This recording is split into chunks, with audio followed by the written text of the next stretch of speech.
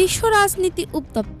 Iran, যুক্তরাষ্ট্র ও ইসরায়েলকে সরাসরি হুমকি দিয়েছে, যদি কোনো সামরিক আগ্রাসন হয় তার প্রতিক্রিয়া হবে দ্রুত ও ভয়াবহ। তাহলে এই উত্তেজনার পেছনের কারণ কি? যুদ্ধ কি অনিবার্য?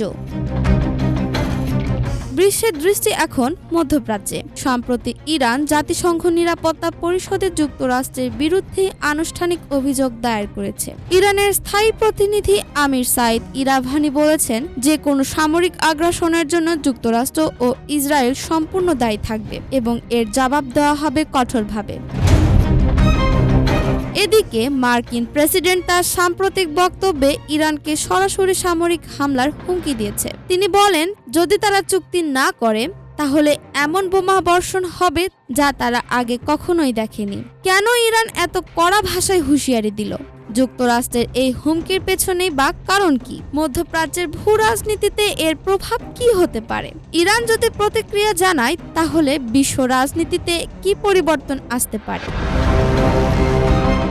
এই হুঁশিয়ারি শুধু কথার কথা নয়, ইরান সত্যিই বড় কিছুর পরিকল্পনা করছে। মার্কিন প্রশাসনের এটি গুরুত্ব সহকারে বিবেচনা করতে হবে। এখন যে কোনো ভুল পদক্ষেপ বিশ্বকে এক নতুন সংঘাতের দিকে ঠেলে দিতে পারে। যুক্তরাষ্ট্র, ইসরায়েল ও ইরানের মধ্যকার এই উত্তেজনা কি সত্যি নতুন যুদ্ধের ইঙ্গিত দিচ্ছে? বিশ্ব কি আরেকটি বড় সংঘাতের দ্বারপ্রান্তে দাঁড়িয়ে? আরশিয়া আলম, RCTV।